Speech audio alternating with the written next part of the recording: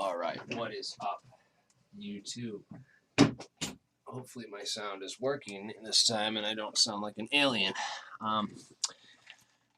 So, I want to talk about the recent New York Times article and everything that's going on right now, especially crash recoveries and alien metals, because this is disinformation and this isn't the real story. The New York Times, metals, UFOs. First off, the whole story was a goddamn advertisement for Elizondo and TTSA. All right, and Tom DeLonge, and you know, it's like all they're focusing on is they're making disclosure all about this group called TTSA, which, I mean, anyone who's done the research and read the leaked Hillary Clinton emails from UFO and alien enthusiast John Podesta, was talking about this is a sensitive topic, how they pretty much knew this information was coming out and was leaking through people on the internet like me, and they wanted to create a group with a popular figure to kind of co-opt the disclosure process. And it's all in the emails. It's all in Podesta's emails from Hillary Clinton, and Tom DeLonge went and met with John Podesta, and they signed him up to become the front man for the Pentagon and the Pentagon's effort at disclosure. It's not real disclosure. It's the Pentagon trying to control this whole disclosure process.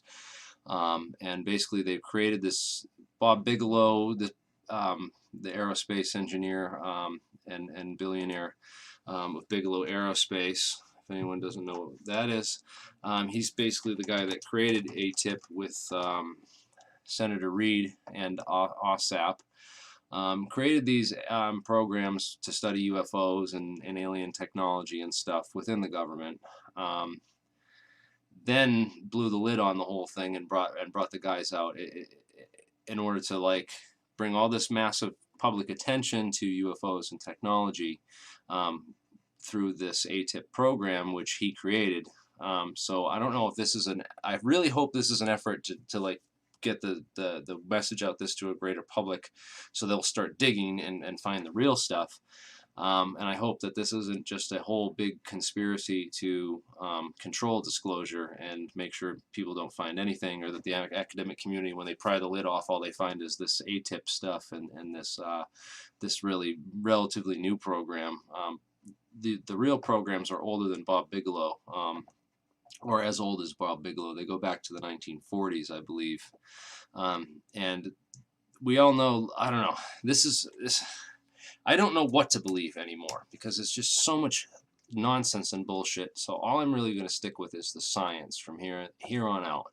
And I'm going to fight two different battles simultaneously to try and get answers. And this is the only way forward in ufology, I believe, right now, that we're ever going to get anywhere. Because, you know, we have two camps in ufology, two main pillars of ufology. It's the Bob Lazar stuff, the fact, you know, that, you know, we have people saying, whistleblowers saying that there's stuff out there in the desert, that they have these craft and they've recovered them, and there's programs related to crash recoveries and stuff. And there's the other pillar, which is Roswell, and it goes hand in hand kind of together with Bob Lazar, you know, with what he was kind of saying, is that, you know, the government has these hangars out there with all these discs in it. But the idea with Roswell is that yes, maybe we did recover something in 1947. It led to you know, the Roswell UFO incident. So let's just assume that we did recover something, that it wasn't just you know, a crashed Russian craft or something, and that, you know, how is it kept out of? How is it that we can't find anything with FOIAs? How is it that we've done all this digging and it doesn't exist?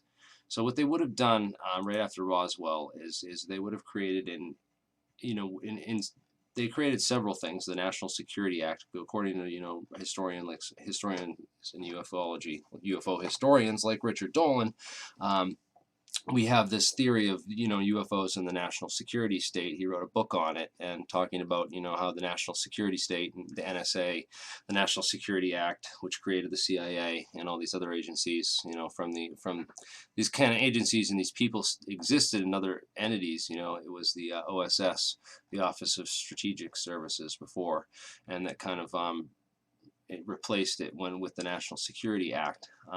So there's this whole theory that all this stuff was created, but really, if we recovered metals and alien technology, who would have been responsible for analyzing it? What would be the people that were really in charge of this? And there's only one name that really comes to mind as far as the metallurgy goes. Well, there's a lot of different names, but Battelle and is number one on the list, and studies show that they were researching nitinol wire and these memory metals years around the same time and leading up to Roswell. It started back, a little bit before Roswell is the history of this company, but I really want people to start digging into this more. 1929, Columbus, Ohio. Allegedly, the Roswell material was brought to Wright-Patterson Air Force Base, which is in Ohio. It would have been close by, easy to ship pieces or samples to Battelle and the metallurgists at Battelle, saying that it's foreign government technology. These are the kind of programs we were told about, but we don't know. We never knew where to look before. This is where to look. No one's talking about this, so it's got to be something more. As we talked about with Wheeler was a metallurgist. We just got his FBI file, and Wheeler, man, Blink-182 sucks. That actually, that Tom DeLonge contacted Ed Fouché and myself right before when he was first setting up TTSA, and I didn't believe that it was really him. I told the guy that Blink-182 sucks, dude. I don't want to talk to you. Like, if you were Tom DeLonge, I'd tell you your band sucks and get the fuck out of my face. That's literally what I said to him, dude. It's hilarious. And I'm kind of a dickhead, and I'm sorry for that. And there's a lot of people in ufology who don't like me because of that. But you know what? I'm the honest one. I'm the one out there working every day and doing the real grind. And I don't get my money from selling fake interviews or documentaries or any of this stuff.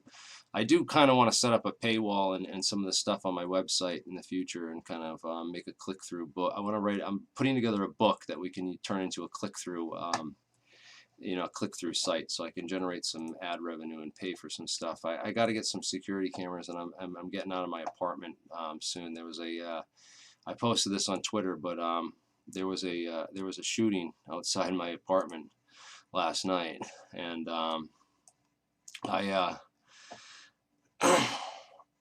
I don't know what to do as far as I have some more cameras, but they didn't catch any of this. This is the only camera that caught the incident. But I either got to get some more cameras or get out of here. It's just crazy that there was a shooting. It's not even been in the news. It hasn't been reported anywhere. And I called the news today, and I told them down at Channel 12 and WPRI Providence that, if they want to come, I'll trade them the move. I'll sell them this. I almost want to see what they'll offer me for the footage once they see it. But I kind of want to get them over here to look at the footage and about this news case, and then slam them with all this UFO stuff and be like, dude, I got the real story for you. It's probably too bombshell for you guys to even touch. I was realizing that as I was telling him. I don't think the real media will touch this, because they're putting out this stuff in the mainstream to really confuse and distract and divide. And I don't know, they're trying to unite people with this a lot. They're trying to do a lot to unite the country, but it's really, this whole operation, it couldn't have been more obvious once the New York Times article hit that these guys are not in it to talk about the metallurgy or the science, and to give people real sources to where to look for the data.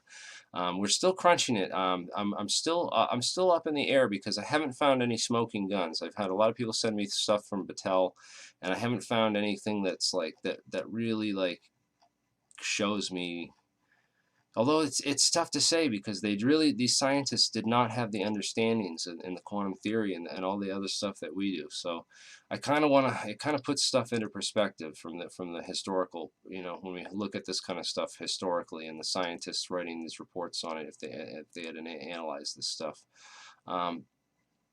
This is all about this UFO report that dropped an artifact. There's been several of these kind of cases, like the Bob White UFO artifact, which had some really promising results. It was shown to be quasi crystal and some other things, which is really cool. This alien piece of alien artifact. And what's interesting about quasi crystals, right? I posted this recently on Twitter. I reposted the Ed Fouché stuff. I decided to go back over and really review the Ed Fouché case, because Ed Fouché was always like anti-Bob Lazar, and he always was like, dude, Bob Lazar is, well, he wasn't always anti-Bob Lazar. In fact, in his first presentation of ufology, all the people before he got on this presentation, they encouraged him that Bob Lazar was the real deal, and that he had to incorporate, some things into his story to, like, for Bob Lazar to relate to this community, to even get his story to go anywhere at all. And so he did admit that he added some stuff about Papoose at the urging of the urging of some of the members of this committee that set up IUFOC. And that he later regretted adding the Papoose Lake stuff, because he said that he never really worked at Papoose Lake, and there was really nothing there that he knew of. And but again, a couple interesting things. I put timestamps on this video so people can go back and review the Ed Fouché stuff. Ed Fouché was an Area 51 employee. He is documented. I uploaded recently all his stuff to the archive. Here I have a folder on Ed Fouché with all his files and documents in it. We got to do another, like, 10 years. It's been like almost 10 years. Yeah, 2010 since I really did the Ed Fouché, anything with Ed Fouché, and I want to do a 10-year update. And I'd like to get David Hilton and also Dan Benkert back on, who were the admins on the old Alien Scientist Forum, and both knew Ed Fouché and engaged in a lot of the research into this case with me. I'd like to get them both back on, see what, hopefully they remember enough stuff. But I want to kind of I want to bring this back. So the Ed Fouché stuff, though, Ed Fouché talked about a couple things that made him really stand out. One of the things that Ed Fouché talked about, he's the first person to talk about foggles in 1998. You'll see this timestamp. The foggles he talks about. The Drive did an article on those foggles, recently, and again, you won't find any reference out there about them, but they were used at Area 51, and there's a lot of stuff that Ed knew about that he shouldn't have known about, that he talked a lot about. One of the things that Ed talks about is quasi crystals. Interesting, he doesn't mention metamaterials in this 1998 presentation. It was in the second presentation he gave that he mentioned the metamaterial stuff. Unless I missed it somehow, because I was searching for it earlier. But I'm trying to find, because I know Ed was the first guy to mention metamaterials, and he talked about them in his presentation. And I have both of his. I got to go back over the Ed Fouché stuff and find out more stuff about what he said about metamaterials. But he didn't really know a lot of the science and a lot of the stuff, but he heard things and talked about a lot of the stuff. And one of the things he talked about were these skin coatings and ECCMs, electronic countermeasures, and some of this technology. He said that they could create these vehicles that would look like that would look like a TR3. They could basically project these kind of images using this ECCM technology, and that's kind of what I think the Nimitz encounter might be, is them demonstrating this ECM technology in a live exercise with the Nimitz active carrier group. I've kind of stood by that whole theory that Nimitz encounter was ECCM technology, electronic countermeasures. Ed Fouché was one of the first guys to ever talk about that. He worked on some of that stuff. Not too much detail, but enough to know some of the capabilities that they had at the time, and I'm sure they've advanced since since then in 2010 when that Nimitz event happened. Again, T.D. Barnes, if you look up the T.D. Barnes interview, T.D. Barnes is one of the key guys at Area 51. This is this dude right here. He was head of the basic security at the base for Area 51. A lot of this stuff's now declassified and is talked about, so it's just 30 years of misinformation and disinformation within ufology that we're really trying to, it's a cancer that's grown on us, and we're shedding it off and destroying it with science, and this is the only way to do it. And guys like T.D. Barnes are a shining light in the hall of darkness, because this guy actually worked out there, and he'll tell you some of this stuff. And when T.D. Barnes was asked about Bob Lazar, he said Bob never worked out there, didn't recognize him, that wasn't any of the science that we were working on out there at the time. And he also said that that he thought the Nimitz encounters were ECCMs, Project Palladium and Project Nemesis, electronic countermeasures. He said they worked on both of those, and that both of those technologies combined could have been used to fake that whole encounter. Not to say that these technologies aren't real, but there's definitely some fishiness going on with these stories, because we were shown that whole thing and said that it was a tic tac and it was all part of this advanced flight programs. So here's the tic tac patent that came out, and they said that it was rushed through the patent office because the Chinese government had similar or more advanced technology, and that they needed to patent this stuff in order to keep up with the Chinese. So let's talk about these kind of craft and how they would work, and the sort of science behind them, and how far back it goes. So Battelle Memorial Institute, again, they would have created an institute to keep control or keep a lid on all this stuff, and an institute would be outside of the scope of government disclosure and FOIA requests, which is the perfect place to do this kind of stuff. That's what the Rockefellers did. They bought up, they used all their money to buy all these institutions so that they could set up these nonprofit companies that basically could operate tax-free and without the oversight of government. But if you look up what Battelle does, they actually oversee most of the government. You look up their national laboratory management, they oversee the majority of the research that goes on in the United States at all our top labs.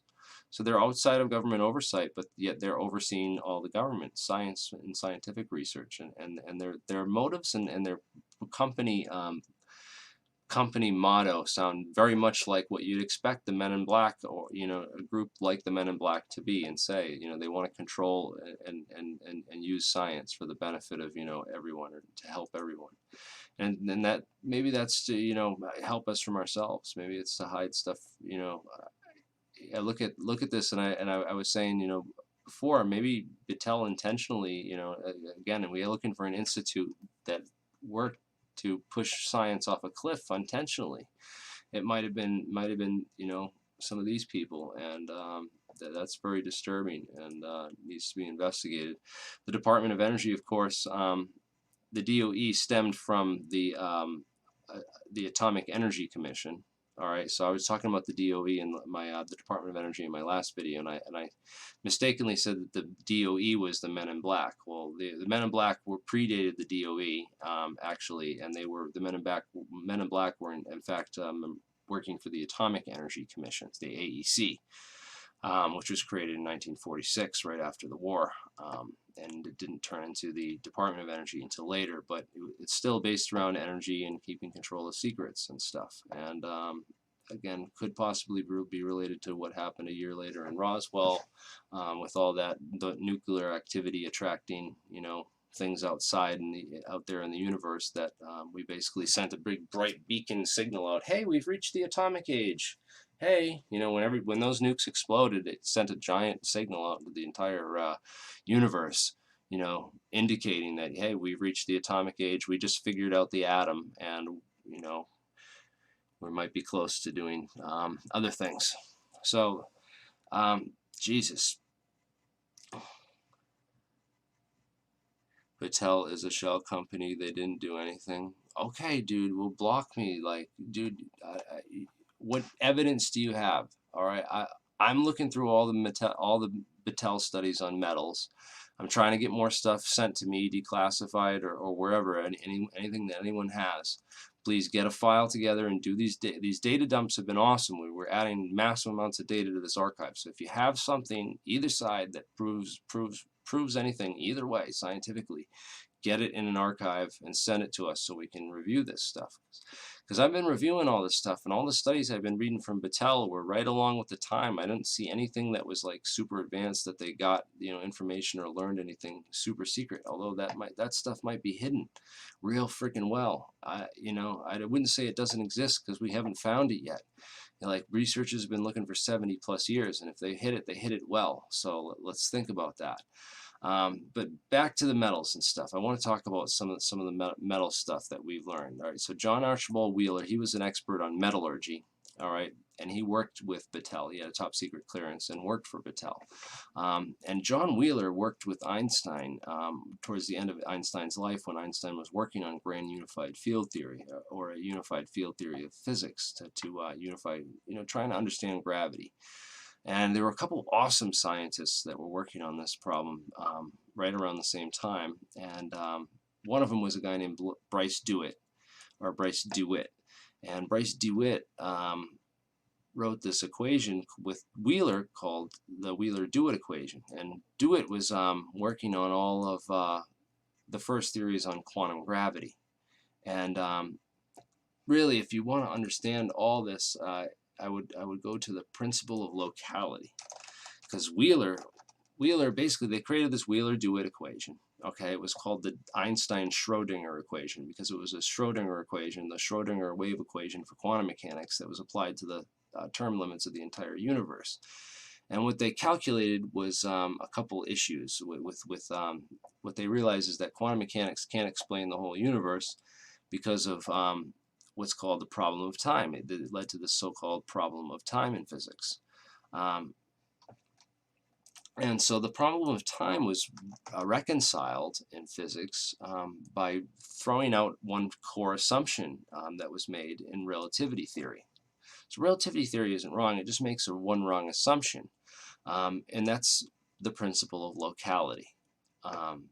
And this is a really interesting thing, because it explains this thing with the the EPR paradox with quantum entanglement that we talked about with the the Hover Brothers video that we did, and the alien aspect experiments, and then the future experiments that they tried to build, these loophole-free experiments to prove out quantum entanglement, that it really was real and it wasn't just some kind of like trick of observation, and just this. Whatever these people were saying about the and then we found that some of the people that worked on EG&G, exactly, EG&G, the company that was a contractor for Area 51, started with these high-speed photograph stuff, and this high-speed photograph stuff, they were able to capture things at really slow rates, and then eventually they were able to capture light and capture it as both a photon and a particle and a wave at the same time, and see what that was all about. Really interesting stuff, though, is that locality, space is an illusion, according to this whole theory that they came up with.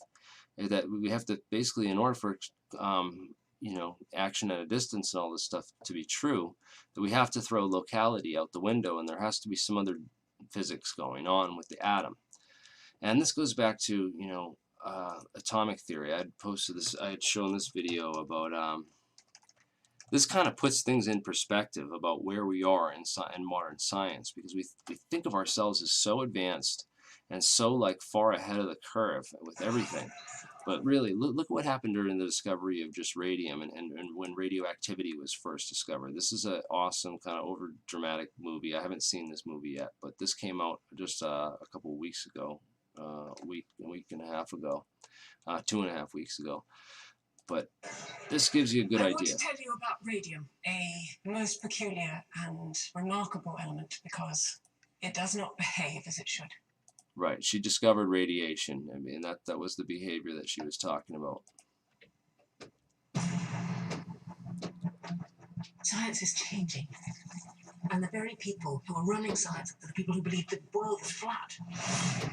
And I'm going to prove them wrong. You're Maria Sklodowska. I'm Pierre Curie. Your science is brilliant. We're proposing a partnership. That's exactly what I'm doing. You're just extraordinary. There is another element that's skewing the results. You think you found an undiscovered element? You have fundamentally misunderstood the atom. Our work's been nominated for the Nobel Prize for our discovery of radioactivity. And the commendation only mentions my name. I'm just the wife, isn't that right? When have they ever treated you I like am the wife of Pierre. Well, that's when it gets into this whole. I'm not gonna play the whole thing out for you. You guys can go watch it and check it out. But basically, I want to talk about the science of everything that was going on at the time with the birth of quantum theory and physics. It's that they didn't really understand the atom and what atoms were. They had these ideas of elements and this arrangement of the periodic table, but their model of the atom was something quite different. And a guy named Niels Bohr was the one who set out to explain the atom. He had created this. He's the one that created the first model of the atom from earlier models, which are like a loaf of bread with these electron. They discovered the electron, and they knew a lot of stuff about electricity, but they hadn't really put it all together as far as how atomic theory worked. And what Niels Bohr did is, he didn't go to all the crusty old curmudgeons in science that think they know everything. He went to the bright young graduate students, and he hired a couple of them, like Heisenberg and others, and he hired and Schrodinger, and he hired these guys to come up with quantum theory, to basically create this new theory, and to explore and generate this whole new field of physics. And that's kind of what I'm hoping is happening today with the people that I'm involved in, and what we're trying to do is we're trying to take a lot of pieces of real solid science and piece it together to come up with something. So the idea is that atoms are made of magnet. They're kind of like made of these balls of energy with electrons spinning around them. And once they figured that out, they figured out that these electrons have this, they have a certain resonant frequency. And also their tops, they're magnets and their tops. So they're rotating and they're spinning, and they're also creating their own little magnetic field, and they all line up their spins in a magnetic field if you put them in a magnetic field.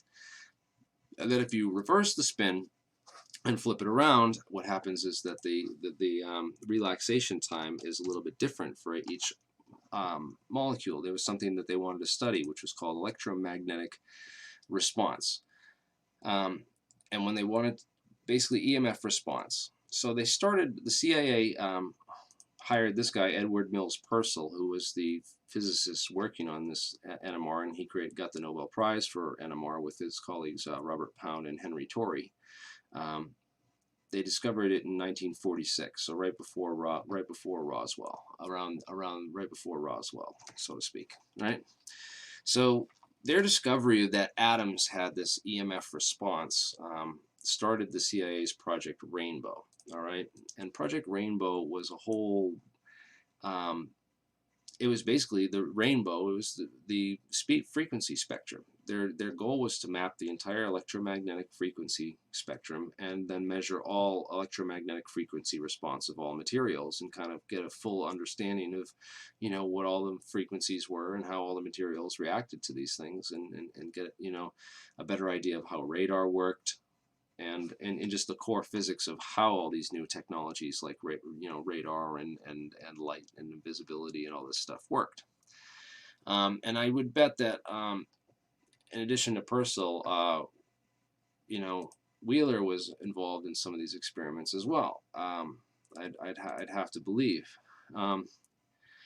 Now, a lot of the stuff that they were working on was basically EMF response to radio frequencies, because they were radar frequencies. They wanted to jam radar. They wanted to know, well, how can we fly into enemy airspace and get past their radar and fuck with their radar? Well, we have to figure out what their radar uses, what frequencies they use, and what, and then understand all the material responses to those frequencies and figure out how to build something that gets around it.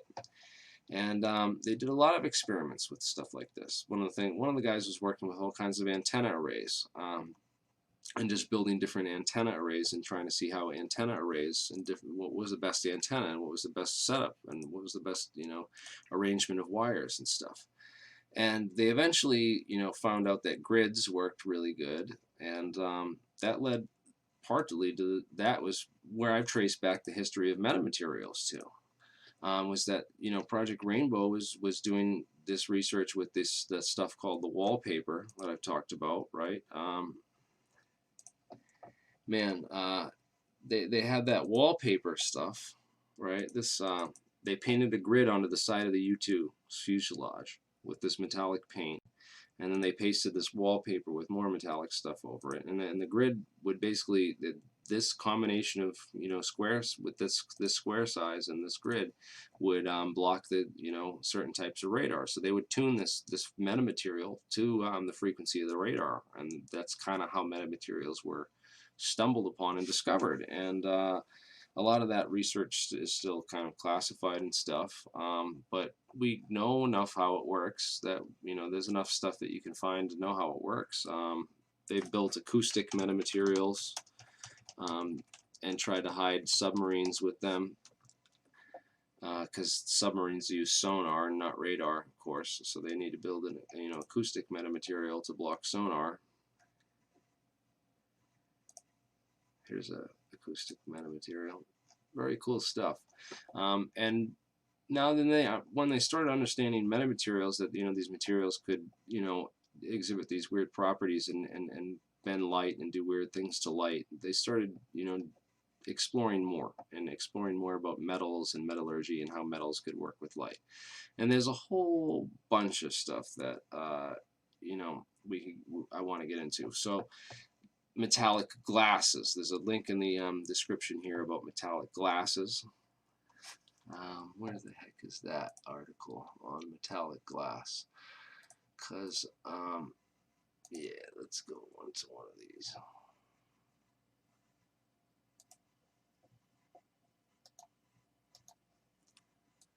Yeah. This one's cool. This one's more technical. Has some really cool stuff about metallic glasses. Spin fermionic metals. Fermionic spin metals are another cool thing I've been reading up on. So metallic glasses, really interesting things that you can do with atoms by, you know, basically printing them atomically on the or etching them on the atomic scale, doing these types of, you know, fine process application and all, you know, using these ultrafine processes and powder coating techniques and cold spray techniques. They're able to they're basically able to create these new types of, you know, properties in these materials and ultra thin coatings, which have these kind of unique optical properties and stuff. So we know about metamaterials, nonlinear optical properties, this kind of stuff. What should we have expected to see after Roswell if we really did recover some alien technology? Is we should expect to see a lot of stuff in spintronics, so quantum electrodynamics and quantum optics. Here's a course book on all the on stuff that you should really get into. If anyone who's into physics and into technical stuff and wants to learn this, this is a great overview, and it gives you a good curriculum, course curriculum to basically teach yourself and learn this stuff. You know, with supplemental material from MIT OpenCourseWare, you can learn this stuff real easily and start teaching yourself and understanding, you know, how these, you know, metals and these strange things work. With they're basically, it's all about electron spins. Like I said, that we realize that atoms are, you know, that these things are atoms, and that atoms are actually magnets, and that they can spin, and that all of our electronic devices are really based on electrons, and they're pushing electrons around. But if we just focused on the spin of the electron, there's a lot of other things too, because spins interact with electrons, and they interact much more, you know, discreetly and subtly. in fact, the spins in certain types of metals that we have can do really interesting things. And I'm trying to find the article with that graph that had it in there with the fermionic spin metals and strange metals and something state liquids. It showed like this graph. I got to go find some more papers and stuff on this because I'm just starting to get to research this more. We should have seen this. We should have seen a lot of these metals and stuff. We should have really seen this stuff come out years ago. But again, I'm tracing back all the science of this material science and stuff, and I'm tracing it back to man-made sources that I haven't seen a smoking gun that, like, yeah, they recovered some alien shit from Roswell or some of this other stuff that they knew about a long time ago. Except for except that there's things like this Bob White artifact, and there's a couple other artifacts, man. Maybe, we gotta build a better case here at ufology, and everyone in here who wants to believe in, I want to believe in aliens too, but we have to build a really solid case, because what I think about this is, like, I always picture like my college professor, my college physics professor, or Neil deGrasse Tyson watching my video. And if I can convince someone like that, then I've done my job. Or if I can at least get their eyes to open up and be like, "Whoa, this guy's talking about something interesting. I might have learned something," then I've done my job. Even if Battelle isn't the center of this, and they're just a front, like some guy was just yelling and yelling and yelling in the. All right, I'm blocking this guy.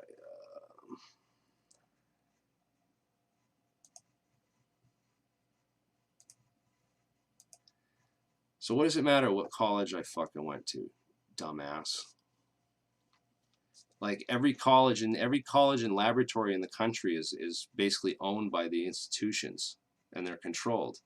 So you'd be almost better off going on MIT OpenCourseWare and teaching yourself physics than trying to learn it from a university, because they're all going to teach you. They're all going to teach you, good. They're going to teach you stuff, but not all. There's core assumptions like the principle of locality that they're not going to teach you about.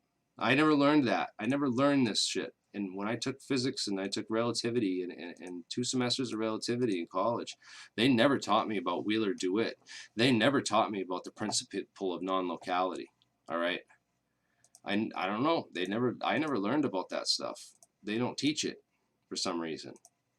So when I start talking to physicists about that, and how there's this problem of the problem of time, and we resolve it with non-locality, and you start reading all this stuff they don't teach in the college. It's not in the college textbooks. They teach tensor calculus and Einstein and Lorentz and how to shut up and calculate, but they don't teach you how to question core assumptions that were made in the basics of it.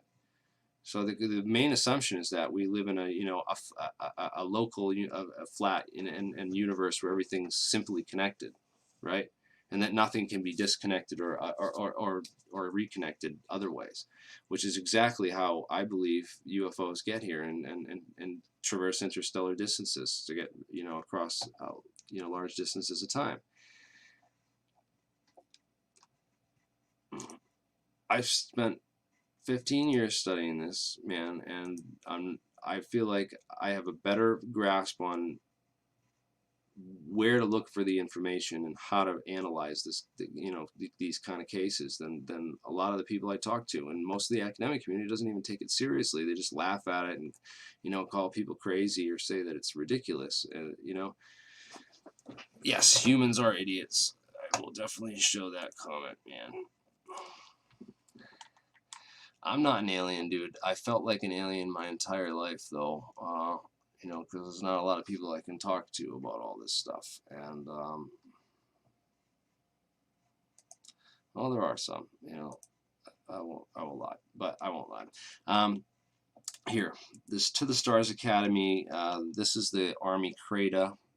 I guess they, as we know, they had that material, that metamaterial, or that layered material that was from Art's Parts that Linda Moulton Howe got, that she gave back to the U.S. Army so that they could analyze it and try to get some terahertz frequency wave generators to jumpstart the chip and get it working, right? and I don't know if they put this stuff out just thinking people are really stupid and don't look up this stuff, but you start looking up all the stuff on terahertz, this terahertz gap, and how to create terahertz frequencies using, you know, what are some of the methods. I started researching, you know, how to, you know, create terahertz frequency lasers and stuff, and that's when I ran into and found all this. I don't, it's almost like they are doing disclosure, but they're trying to see the smart people can figure the shit out, because why would they talk about this terahertz gap and the terahertz stuff? That, I mean, Tom DeLonge made it sound like complete nonsense and stupidity when he talked about it on Joe Rogan. He was just like, they have these terahertz and they shoot it and it floats, you know. He was trying to explain it, and that's not really how it works. So the way I learned how to create terahertz is using what's called a polariton laser, or these ionic lasers.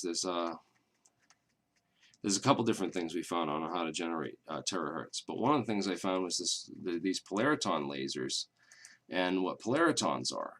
And polaritons are related to, you know, these spin metal and these spin lattices. So you get these lattices, or like in quasi crystals or metamaterials, where these electrons can all line up, and their spins are directly influence one another without losses. So you can send signals across these things using spin, rather than just pushing electrons using current and conventional like electrical methods. So the idea of using these spins is what they call the spin wave across the lattice. They call it an exciton. And if you get these excitons, you build up enough of these excitons and get them going really fast, and get enough of them going, you'll get actually what's called a polariton, an exciton-polariton pair, rather. And the exciton-polariton pairs that you get in these metals are antimatter. They're basically, anytime you can create antimatter, matter-antimatter pairs, you're creating you're breaking the symmetry of the vacuum a little bit. So that it's very interesting stuff. But it goes so much deeper than anything that they're really talking about right now. And the polariton laser stuff, if you start looking into the polaritons and you find all this stuff about, you know, they can create negative mass, and you know, if we can create negative mass, and you know, it's these coherent states. So basically all these things are lined up so these spintronics can go around it. But what you have to do in order to get that set up is create what are called coherent states in quantum mechanics, right? And these coherent states are basically all these their wave functions basically correspond to one another, because they all become entangled with one another, and that's how you're able to send spintronic signals across the network. And at that point of the exciton-polariton pairs, if you send these waves and these signals at those points where the energy is being squeezed, you get what are called squeezed coherent states, I believe. I'm not sure. I really, if I'm wrong in any of this, this is my very, you know, I didn't go to graduate school, and I went to Bridgewater State College, not MIT. I did study a lot of this stuff on my own, and I talked to a lot of people, but I'm not the best at it. I'd like to get some other physicists on that could really talk. I hate sitting here talking by myself, you know, and science is friggin' amazing, and it's just that we get to these paradoxes, and usually when we get to the paradoxes, we realize that there was some assumption made in the paradox that gets us past the paradox, right? And one of the most famous paradoxes that we had was Xenos Paradox, right? Xenos Paradoxes. It was a series of paradoxes and philosophical paradoxes, right? And the reductio absurdum, right? And that it was basically his whole assumption was that, you know, we're dividing things into, you know, finer and finer parts, and that they can be divided divisibly into infinity, that they're not a divisible thing. And basically the answer to Xenos paradoxes was realizing that it's not infinite down at the bottom, it's actually chunky. It's chunky space. It's discrete. So discrete, you know, in mathematics, the definition of discrete in mathematics is individually separate and distinct, right?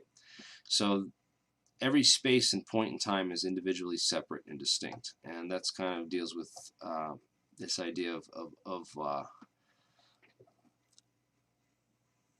good sense for this fractions to infinity. Yes, so it's that was the Xenos Paradox, is that everything was infinite, and that you were dividing things in half and in half and in half, and you could just divide them forever.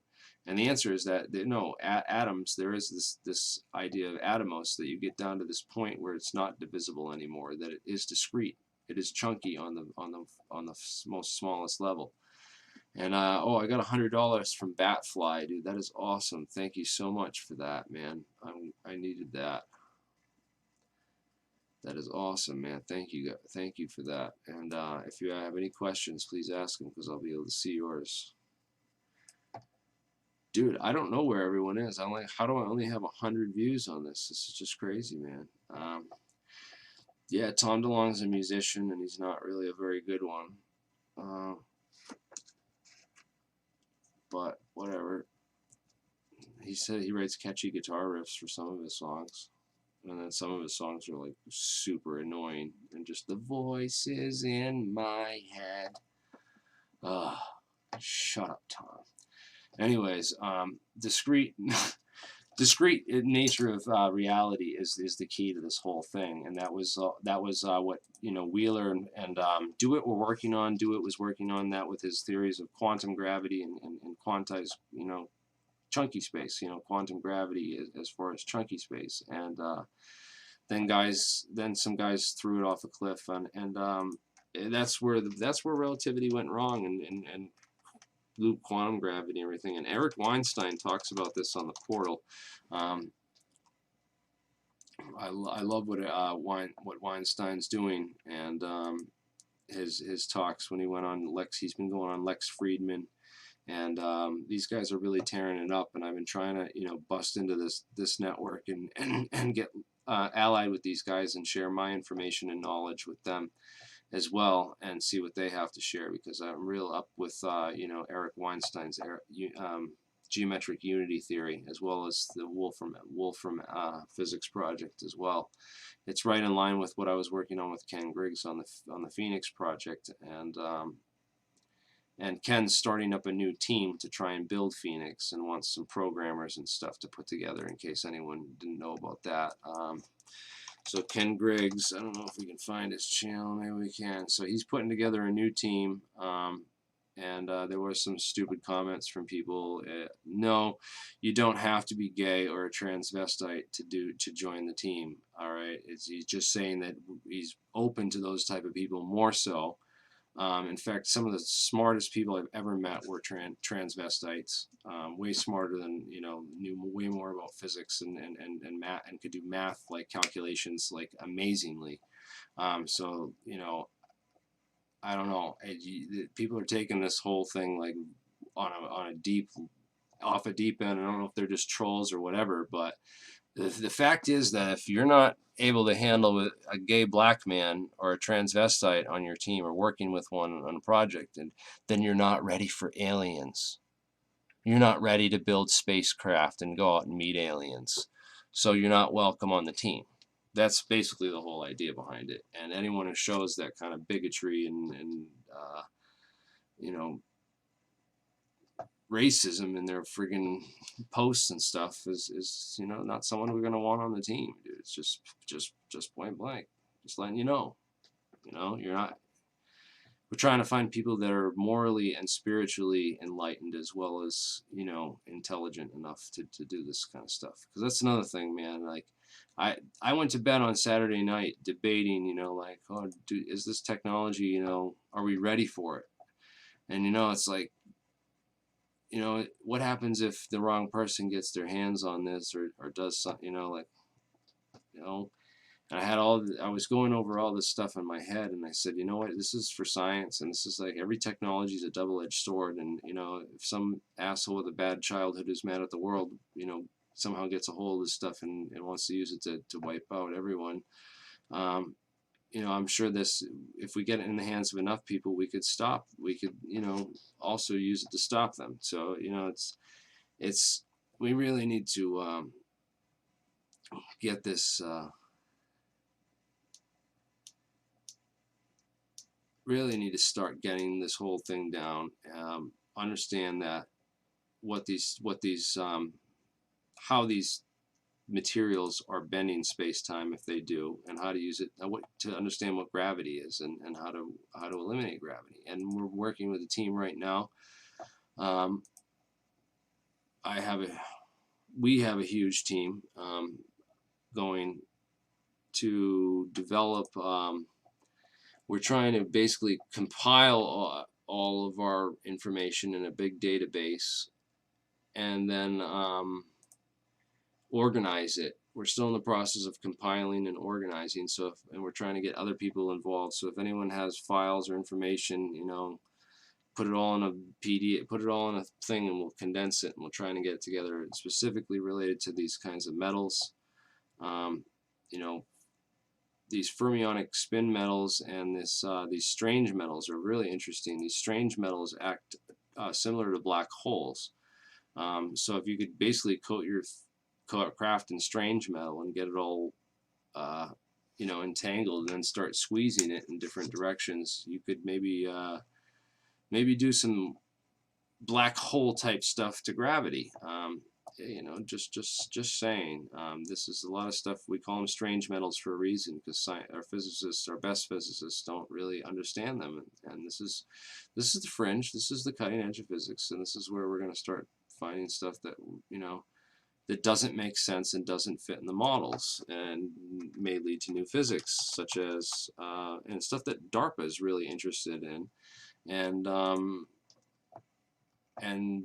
putting a lot of research into, such as these metamaterials that generate flying magnetic donut pulses, and these electromagnetic donut pulse waves, which are very interesting and could actually be the first evidence of axions or dark matter, if that's one theory to explain them anyway. There's another theory called quantized inertia, which tries to eliminate dark matter. It says that dark matter is not real. It's based on again assumptions in physics that are not true. That's the problem. We have to look at all the assumptions that are made in our theory in order to find out if the theory is true or not, and try to remove some. So quantized inertia rather, it tries to explain all this away in terms of in terms of all of dark matter. It tries to say that we don't need dark matter. There's something else going on, that there's other physics. We need new physics, not dark matter. And what's really interesting is that guys like this, who are publishing these types of papers, are getting their papers censored from the journals. They're getting called pseudoscience, and they're getting removed, and they're getting teams of trolls ganging up and harassing them and beating them down, and also their universities investigating them for their Twitter feed. And there's been a lot of really interesting suppression that's gone on within the academic community for the few people like Mike McCullough of Plymouth University who are speaking up about the technologies and stuff. And they've got contracts with DARPA to build these to build the quantized inertia thruster and stuff, and DARPA isn't funding them, and they're interested in it. But at the same time, the academic community is fighting that. There's some stuff going on, man, and physics is about ready to pop. And if it doesn't in the next couple of years, man, I'm going to be really upset. But I'm predicting it. I'm saying it right now, and the sign of a good researcher is one who makes accurate predictions. And I like that Ed talked about quasi crystals, and he said that the future is going to be in quasi crystals, and that's if you want to understand how they get here and what their crafts are made of and what they're built from and how they get there, he said quasi crystals are the key. Quasi crystals are really, super interesting. As we know, there's an Eric Quinones article on quasi crystals out of Princeton University, and they were able to bend fiber optic signals at 90-degree angles without losing any signal quality. And I remember seeing this article when it came out in 2005, and never seen really much more and about it and stuff. And Paul Steinhardt and you know, some of these other physicists who worked on the paper. Eric Quinones was the author of the article. But yeah, Paul Steinhardt built this quasi crystal with a bunch of straws and glue, and then he fired microwaves at it that were the wavelength of the straws that he used, and found that they were bent at 90-degree angles and didn't lose signal quality. Really amazing stuff. If you're trying to block light or redirect light or squeeze light or trap light and get light coherent and entangled, all these kinds of things, these types of crystals, and you know, basically creating these symmetrical forms, which the symmetry exploits the nature of quantum mechanics. It exploits quantum mechanics. Basically, everything works on the world of quantum mechanics, but when you statistically add up all these quantum phenomenon, they create this macro world where quantum mechanics disappears and it no longer governs, and it's now this statistical thing. Like, you know, thermodynamics is all statistical mechanics. That's how we do thermodynamics, but it's not really like thermodynamics is doing that. It's not the process which is causing it. It's not how it's actually working. It's just how we interpret it and kind of do calculations on it and calculate things. We use statistics and these statistical approaches, right?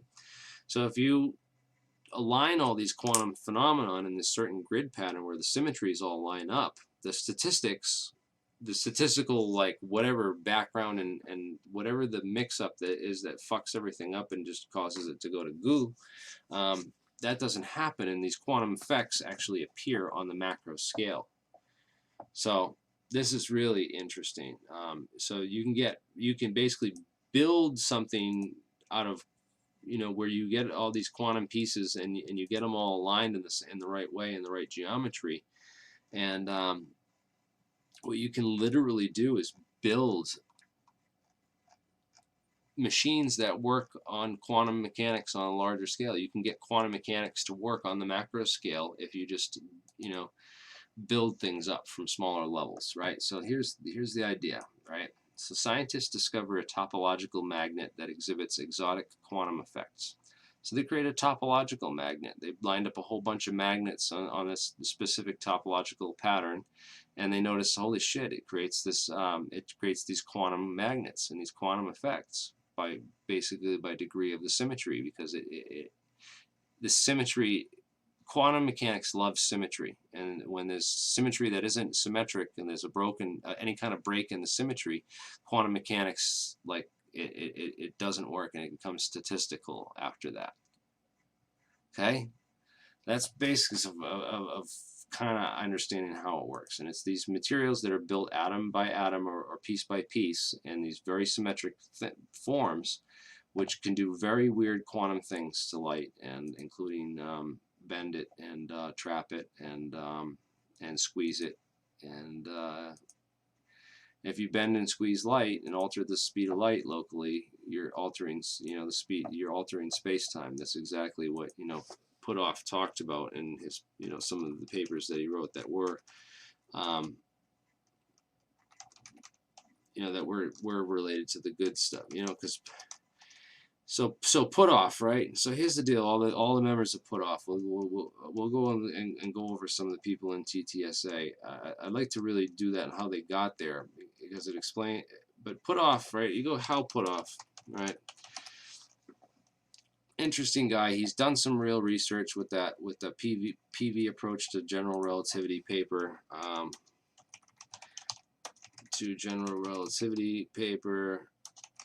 It's PV is the polarizable vacuum approach, right? So he wrote this stuff on the polarizable vacuum approach. This was one of his earlier papers from 2002.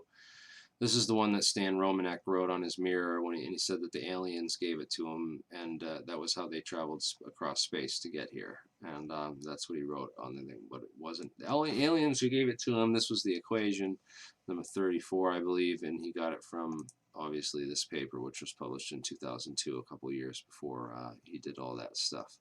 But it's interesting how he found it and how he got it. I don't know that whole part of the story. It's just, why would that guy, of all people, that idiot dude who faked the alien looking in his window, you know, why would he be reading Put Off? And he might have found it on a, you know, he might have found it somewhere in a forum, because people were posting this stuff around, you know. But Put Off wrote some decent stuff with in these papers, and stuff with Eric Davis on wormholes, and also with a guy named Bernard Haish of Caltech, who did a lot of work for Lockheed Martin as a consultant and stuff. But if you look up Hal Put Off, he basically got his whole start with this remote viewing and the Church of Scientology, and also joined up this SIR International and this project Stargate, the Stargate project, to, you know, it was basically the wasn't it the U.S. Army's Psychological Warfare Operations Center? As that's what I read in the book. It's not here on the Wikipedia page, but that's where they operated out of. And he worked with a guy named Stubblebean. General Albert Stubblebean was mentioned in the book. You know, Albert Stubblebean. And this is the guy who's, you know, head of that project, The Men Who Stare at Goats and all that shit. And Albert Stubblebean, you know, he also is the guy that put out disinformation about the Pentagon and the aircraft, you know, saying it wasn't the same Pentagon, and there was no plane at the Pentagon. And he was a big no planer, putting out disinformation about 9/11.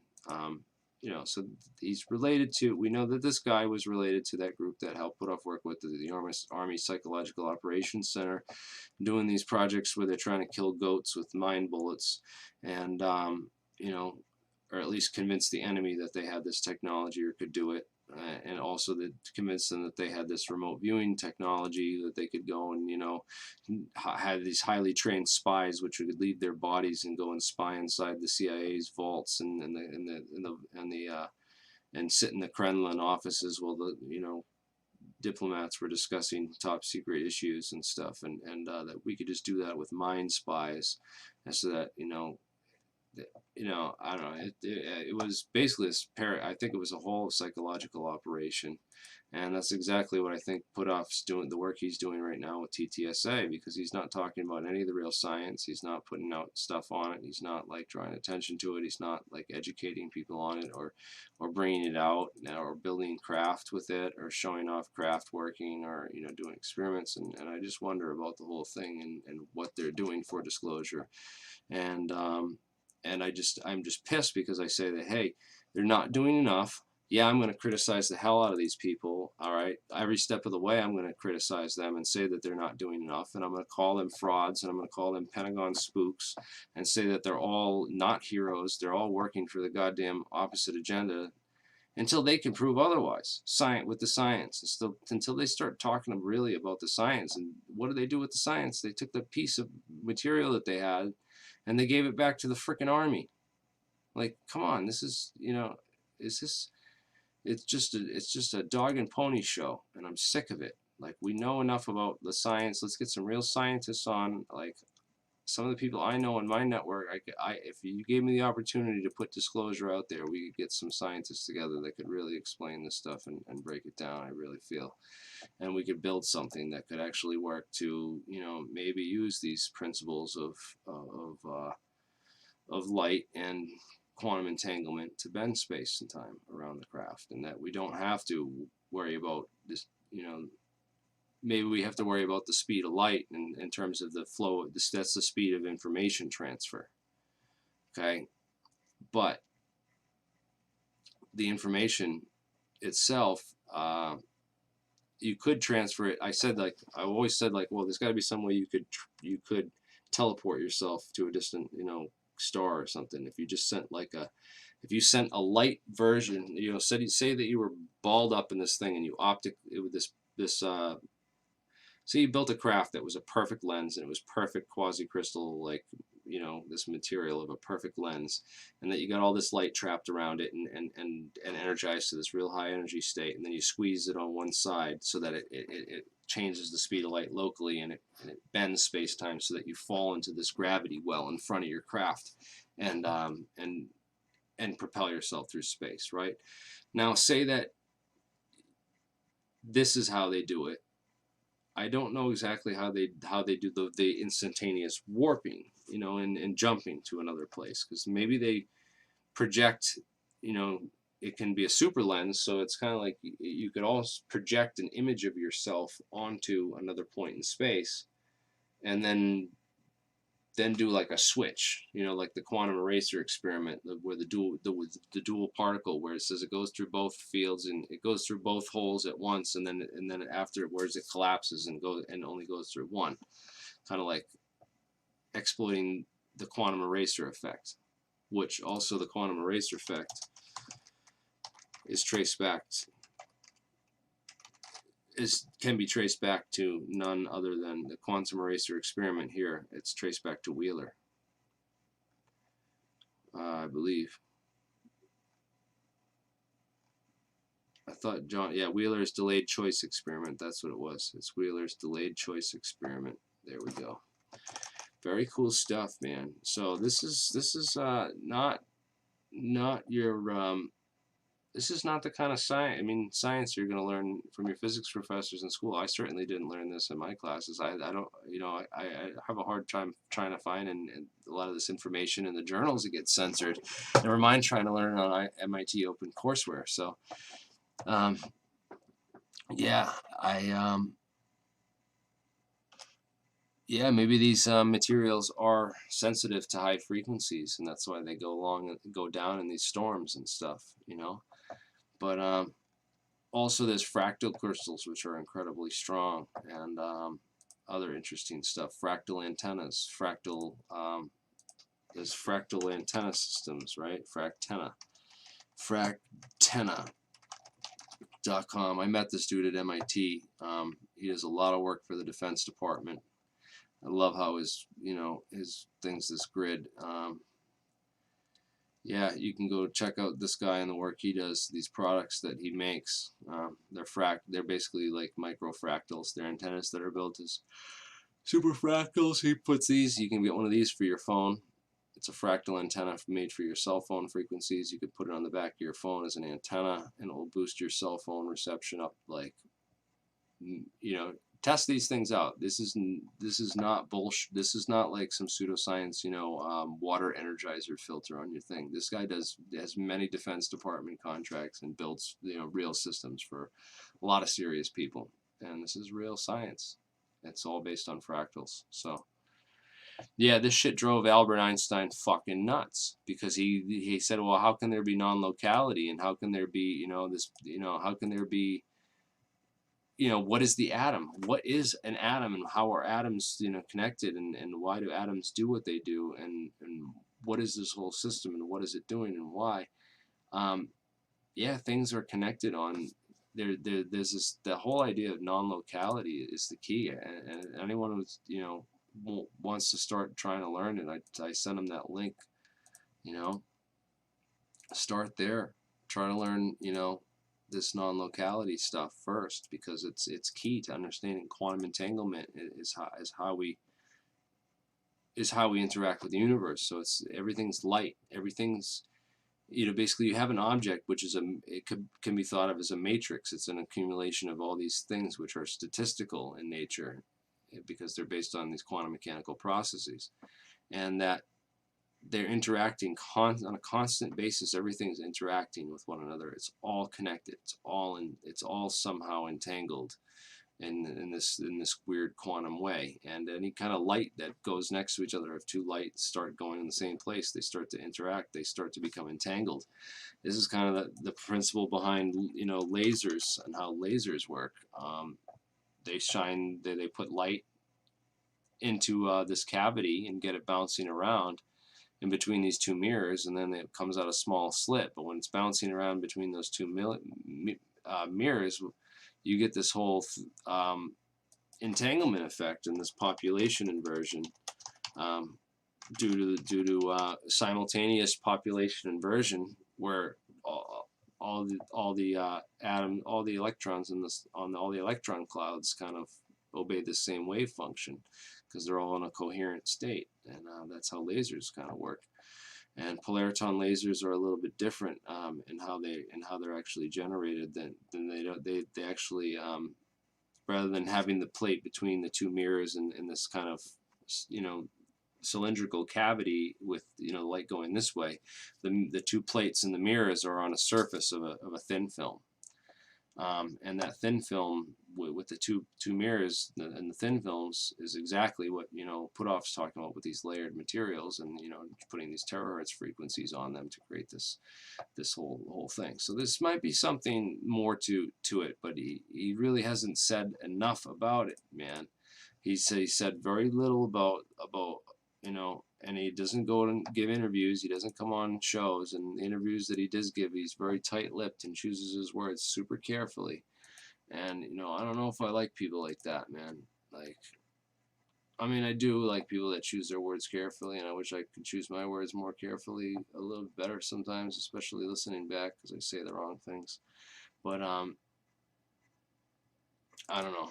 There's certain things I don't know if I trust about this whole thing yet, and at least until they come out with, you know, I want to see them come out with something that really blows the lid off it all and puts it all together, because it seems like such a hard and complex puzzle that, you know, someone's got to be able to,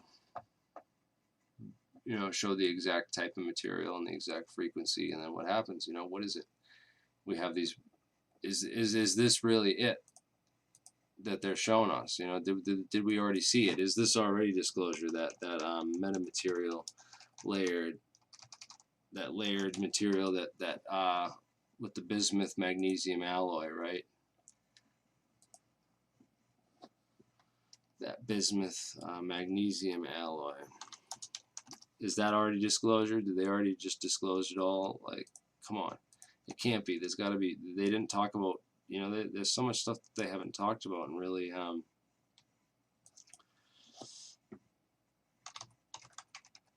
I can't find it. Anyways, I'm friggin' falling asleep, and it's hot as hell in here because I have the door closed, so the AC is not getting in this room, and I'm burning up because it's just super, super. Yeah, the concept of being a wave function. So each one of us is a wave function. That's the other thing too, is that the other idea was that it kind of gets into this multiverse theory where, you know, everyone, where I don't agree with, because I think we're all in the same, we all have to be in the same playing field, right? There is some locality. We can't just be like constantly creating our own realities in our own universe. Although we do a lot sometimes, but they don't act, we do to a point where until we come back to reality and we snap back and we're like, oh God, this fantasy that I was creating in my head wasn't real at all. It was just something I imagined. But, you know, there's this, I don't think that we're all like creating our own realities and simultaneously creating alternative timelines. You know, it just gets way too crazy and complex for them to be all these, you know, quantum timelines and these all parallel universes where every decision, you know, every decision you make that splits the universe in half, you know, again, because, you know, the universe could have gone the other way had you made the other decision. And that's kind of, there is free will in this universe. We do have free will. It's not this predetermined path where everything's, you know, set up.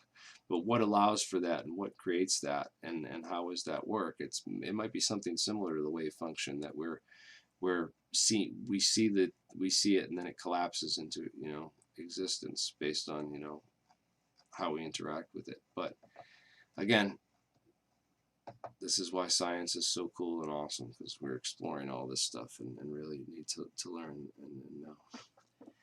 Yeah, man. So I'm so glad that, you know, we have, you know, people that, well, I talked about metamaterials and quasi crystals like 10, 15 years ago, and said this would be the future. And then now there's so much stuff, you know, coming out on it in the science and stuff. And nothing about element 115. It really goes to show you, man. It really just goes to show you what the hell is really up. So they already did use metamaterials to create stealth tanks and subs. So one metamaterial that was used in the SR-71 Blackbird, and also the paint. So the Blackbird had this black paint on it, right? See this black, dark black paint. That's actually, you know, and also they had the same kind of dark black paint. It's similar to a material called Vanta Black, which they also developed, right? The darkest and synthetically the darkest kind of substance known. It's super black. It's like anti, you know, this guy's got a Vanta black car. It's super black, but they were basically trying to create materials that could absorb all the electromagnetic frequencies. They were looking at metamaterials for that because metamaterials are good at that. And the metamaterial they looked at was barium titanate, and barium titanate was added to the paint in certain amounts and certain key mixture, which is proprietary, and the real classified stuff, not that it used barium titanate, but the more this more about the structure and how they got the structure of it, and what it did. But the barium titanate was actually a metamaterial that was a radar absorbent, and radar absorbent, so that it wouldn't reflect. It would bring down that radar frequency signature, which was the goal of Project Rainbow. If you look at it, you know, that gives you that equation. And there's a badge actually from Area 51 with that that very equation from Project Rainbow on the badge. I'm gonna find that. Oh yeah, this woman's amazing. She won the Nobel Prize, and she's from Harvard, and she does a lot of work with squeezed light and quantum computers and these nanoscale optics and stuff. I'd really love to interview her if I could, but again, I don't know why so many people are hard to get a hold of and interview. But probably because this shit's classified and they don't want to talk about it. But anyways, barium titanate, cool stuff. That paint on the ship. What else were they doing? Oh, I heard that the F-22 has stealth that goes invisible. That's what someone said, that the Raptor, the new Raptor, goes invisible and has stealth. You know, I don't doubt it. That's all they work on out there. That's the majority of what they work on. Before I leave, I want to talk about one more thing about the Philadelphia project, right? Because we all know the Philadelphia project. It was supposedly related to John Wheeler and this side. You know, that was some of the theories and stuff that people talked about at the time, that, you know, that was teleporting the ship, and that they were using this these Tesla coils on the ship to teleport the ship, and that it teleported or time traveled, and that it warped space-time and all that. And it's like, doesn't work for inorganic objects because they travel at a different speed than the metal did, and that they came back, when they came back from the time warp, sailors were in the boat and all that stuff, right? I don't believe any of that happened. I think that was a disinformation story to put out to really hide the real story of what they were doing out there in Philadelphia Harbor and trying to do. I think that was just disinformation that was used to kind of take it off, because what they were really doing is they were dealing with ship radar. You know, they were trying to make the USS Eldridge invisible to radar, to the enemy's radar, and were setting up these Tesla coils to fuck with the EMF response to radar to try and create a metamaterial around the ship. That's what I believe would be more likely of the kind of experiments that they were doing, given the technology and given the time and given all the stuff that we know they work on. So the main thing is about just understanding enemy radar and how to beat it. That's mainly what most of the research they do is about. So I think they put that story about the teleporting ship out as disinformation to kind of hide the real stuff. Although that would be pretty cool if they did teleport a ship, and I'd really like to see that. Or that, like, you know, like in Close Encounters of the Third Kind, where they find that ship that's been missing for all those years and stuff. You know.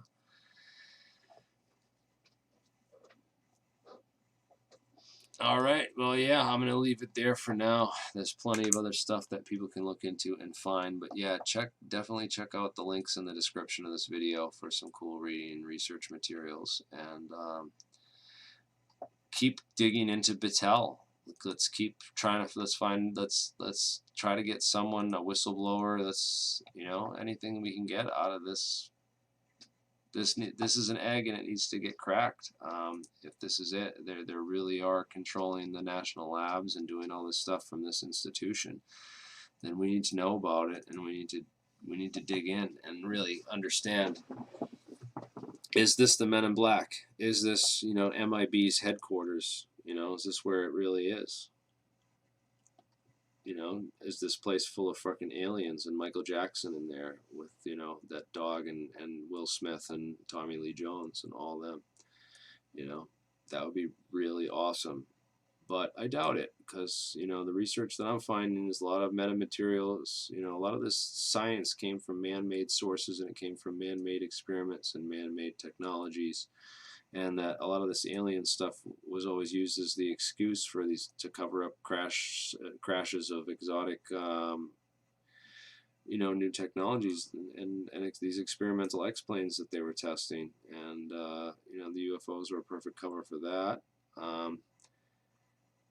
Again, I don't think that we're alone in the universe. I think there's definitely got to be aliens out there. The Drake equation and everything else says that there are. But man, we gotta do some real hard work to come up with some proof. And I think before we come up with proof, man, we gotta like work on this gravity stuff and this anti-gravity stuff. Because what is gravity? How do we understand what gravity is? There's lots of experiments going on about gravity. You can find a whole bunch of them on my Hover Brothers page. I'm going to be redoing this Hover Brothers site soon so that we can get some more materials and stuff together. That would be cool. But on the Hover Brothers site, right, I just wanted to point out that I got to get some more of our experiments up there too, because we're doing all kinds of experiments, dude. And I want to get our database up. There's a lot of work that needs to be done, and for the rest of the year we're going to do it, and we're going to push real disclosure real hard. And if we can find anything, if there's anything out there to be found and to be said in terms of any of this stuff, and if it's real, we'll find it, because we know where to look, and we got a good team together, man. And I thank everyone watching and all the good team that we're putting together, man. Like, we are really the elite of ufology, and the rest of this community needs people like us to take this torch and run it, you know, run it all the way. I thank all the people that I've met and all the people that are joining up with me and can continue to meet. You know, that's awesome. I thank you all so much for you know, getting on, and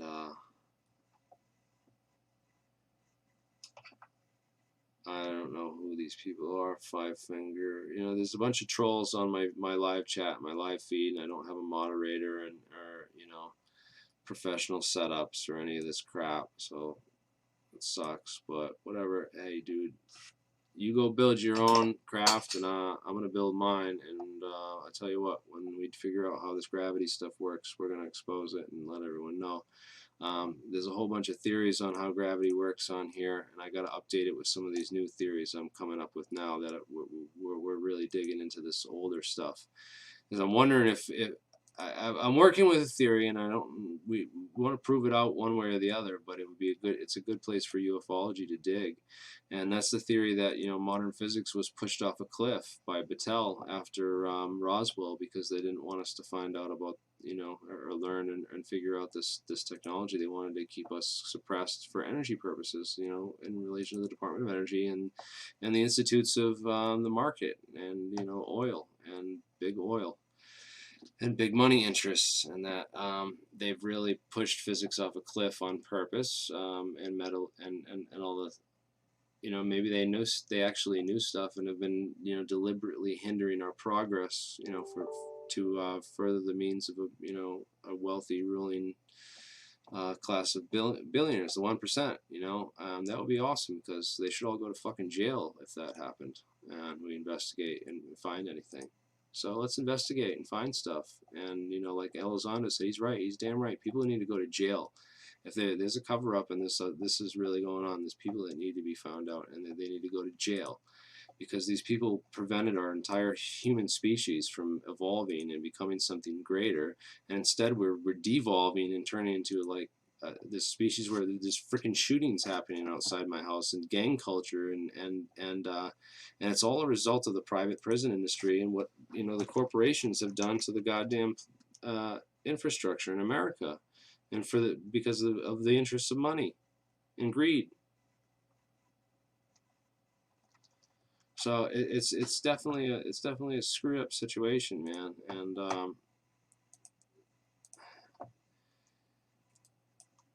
that we have to have this kind of crazy stuff going on, and I don't know what to do. I don't want to play any videos of this shooting. It's violent, and they still haven't arrested the guys involved, and they're out in the streets and running around, and I don't know what, I'm not posting anything until something develops or breaks in the case, and in the meantime, I'm getting my kids out of here and my family out of here, and I'm trying to figure out some way that we can, continue with this disclosure process and avoid, any kind of issues that might happen. I don't want to get Eugene Malov. I don't, if anyone knows who Eugene Malov was. Right? I don't want that to happen to me. So, yeah, man, I'm a fighter. I'm going to always fight. And you get some trolls on here and stuff. Yeah, you guys are a bunch of pussies and idiots, and you're just holding back friggin' all of science, and you're holding back all of humanity, and you're scum. Just like. I'm sorry that you feel the need to come on here and try to attack people who are doing the most awesome stuff that this planet's ever seen. You must have a really shitty life and really messed up fucking problems if you're here on my channel fucking trolling me. It's pretty messed up, dude. It's pretty messed up. You might be, I don't know. I troll a lot of people. Maybe you're just mad at me because I'm over here trolling all these other people, and I troll all day too. But I do it to try and get real information out and to expose the fucking frauds and liars, dude. I don't do it because, he was killed by his tenant. I was at his house the night he died. Thermal Mermaid? Really? Who are you, Thermal Mermaid? I want to hear you. They said they haven't caught the two guys and his murder's unsolved, so you're a fucking liar until you can prove otherwise, Thermal Mermaid. I know the case. He said it was two robbers that robbed him in D.C. when he was moving there from MIT. He was up at left Cambridge and was trying to move to Washington to change things there, and that's why they fucking killed him. So you can go take your fucking lies and your disinformation, Thermal Mermaid, and all these other assholes and trolls. There's so many, just the prevalence of disinformation agents on this chat alone. There's 109 people, it says, watching, and half of them are disinformation agents and liars. Like, dude, what the hell is really going on? Like, no, that's not true. Yes, it is true. Look up the fucking case. Unless you have some facts or evidence to show us, like, please, fucking present your case. He was killed in Norwich, Connecticut. All right. Well, whatever. Show me your facts and your evidence that you were there and really there that night. Dude was killed because he was exposing cold fusion at MIT. And MIT didn't like it, and they're connected to Battelle and all the other people that are holding back scientific progress for the sake of all of fucking humanity, because they're a bunch of sick fucking self-centered assholes who want to control all the money in the hands of a few people and make the rest of us fucking slaves and fucking prisoners on this fucking planet. With nothing, your only hope to getting to space is fucking rockets, and you can't ever be anywhere far because of Einstein, dude. All you government trolls and all you liars in the chat, dude, just stop and fuck off and die, because you're all gonna lose. You just make me want to fight 10 times fucking harder. The more you guys, the more you bring it up, you know. So I don't even care.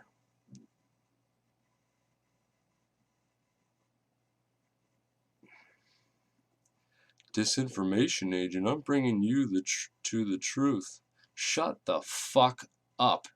You're the fucking compromised person in the chat, dude. I've fucking blocked you before. Why do you think I blocked you?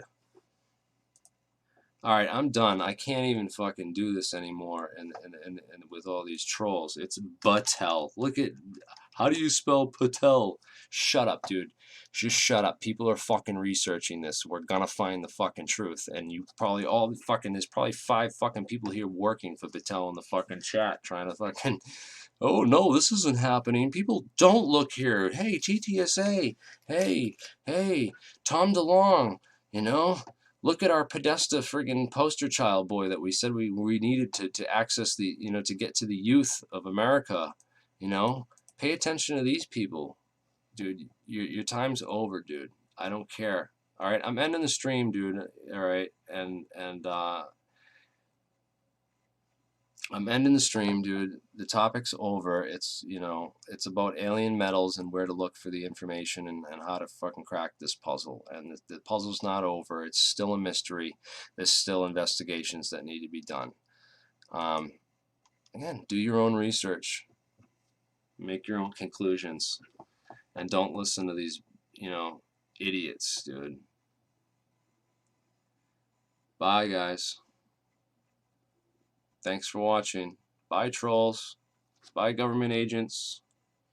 Hey, bye, alien, super intelligent aliens that are trying to, you know, control, you know, humans and manipulate us with our, you know, emotional thoughts and all the other crazy fucked up tactics you use to completely brainwash our entire species.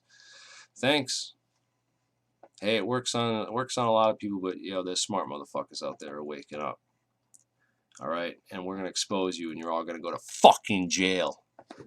All right, you're gonna go to fucking prison.